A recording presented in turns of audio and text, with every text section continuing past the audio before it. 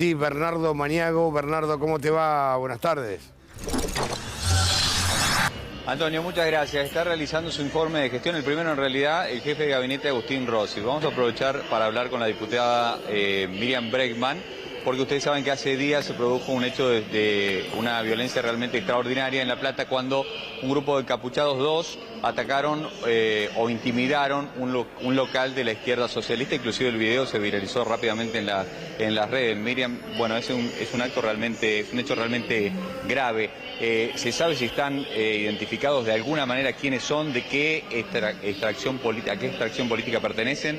Mira, yo el dato que tengo es un dato muy concreto de nuestra experiencia personal y política, porque estas personas realizan ese simulacro donde aparentemente van a utilizar armas de fuego contra un local de los compañeros de Izquierda Socialista desde el centro Rittenhouse. Este centro Rittenhouse es un centro identificado obviamente con las ideas ultraderechistas, liberales, que el año pasado atacó un local también de nuestra juventud, de la juventud de mi partido, del PTS, y ese escrache que realizaron el año pasado, Milei lo reivindicó en sus redes.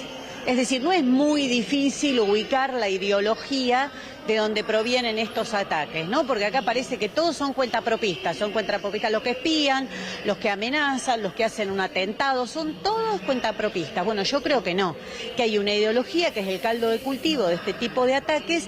Y te digo algo más, el 24 de marzo, un local nuestro, en Bahía Blanca, aparecieron todas nuestras caras, la de Nicolás del Caño, la mía, tapadas, negando, con carteles que negaban la existencia de 30.000 detenidos desaparecidos, y la fuente que citaban era una fundación perteneciente a la diputada de Villarruel. Es decir, vos das vuelta y todos se referencian al mismo tipo de ideología. Ayer lo denuncié en la Cámara, a partir de una intervención que hizo la diputada Villarruel, directamente apologética del genocidio, con muchas mentiras, con los argumentos típicos de quienes defienden la dictadura, y lo dije, usted, Milei, reivindicó en sus redes sociales este tipo de atentados, ni una respuesta, nadie dice nada, o sea que lo siguen asumiendo como algo propio. Lo que pasa es que en esta vez ya se ven armas de fuego, entonces eso es, por supuesto, lo que le da una gravedad. Hay un video donde se ve que ponen un arma de fuego sobre la mesa y hay una alusión al presidente Alberto Fernández también. Bueno, es que estás dando vuelta en un círculo de amenazas, de extorsiones, y que nunca se terminan de investigar seriamente. Nosotros mismos fuimos escracheados acá en la puerta en forma bastante violenta por personajes que después descubrimos que eran de Revolución Federal. Entonces no es que no se sabe de dónde provienen estos ataques, se saben, están claramente identificados, y como digo, tienen un caldo de cultivo en toda esta ideología que algunos han pretendido naturalizar, incluso hacían chistes, Milei les pareció una persona divertida.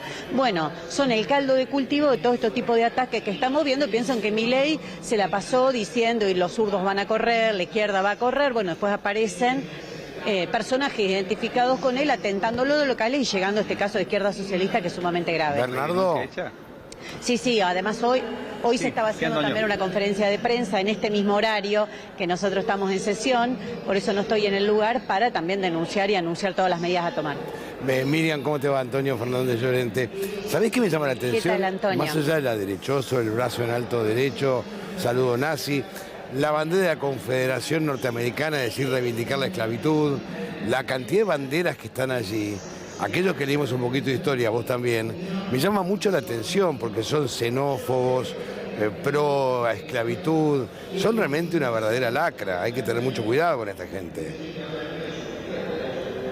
Sí, porque a veces ellos han utilizado mucho esta palabra libertario, entonces uno puede creerse, confundirse. De hecho, creo que hay muchos pibes y pibas que genuinamente creen que están hablando de libertad. No estás hablando de libertad, estás hablando de esclavitud, como bien señalás vos. Por la ellos bandera. Quieren esclavos, son títeres del poder económico.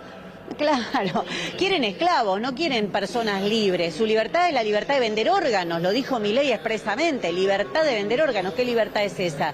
¿Vender un niño? Bueno, son barbaridades. Entonces me parece que hay una ideología que, como te digo, ayer habló la diputada de Villarruel en la Cámara, hablaron varias personas después de ella, nadie le contestaba, por eso yo me anoté un poco en forma efusiva, porque no podía creer que nadie le diga, ¿qué estás diciendo? El negacionismo no es una ideología. No. Es una operación política para justificar los peores crímenes que se cometieron en este país para realizar un genocidio de clase en beneficio de las grandes patronales. Tiene un contenido político y económico muy concreto. No es que solamente discutimos, cuando te dicen no fueron 30.000, ahora están con la CONADEP. La CONADEP dijo 9.000. ¿Y qué cambia? Claro. ¿Cambia si fueron 30.000, 27.000? No. Lo que para ellos cambia es porque ellos le quieren bajar el precio. Ellos quieren ir creando un sentido común de derecha que minimice el genocidio de clase ocurrido en nuestro país, porque si hay que volverlo a hacer, lo volverían a hacer claramente. Pensar que las grandes patronales de este país tuvieron centros clandestinos en sus propias fábricas. De eso no se habla, es una de las partes ocultas que nunca se termina de debatir.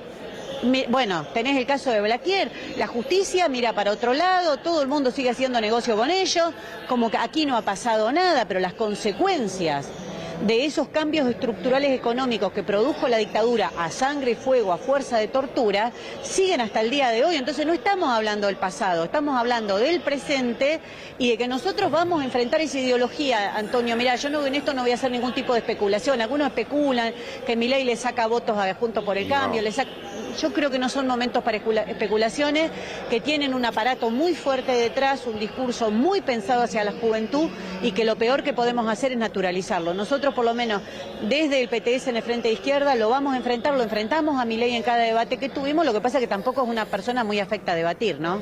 ¿Fernando? Miriam, Fernando, ¿cómo te va? A ver, es muy cierto y estamos de acuerdo en tu análisis.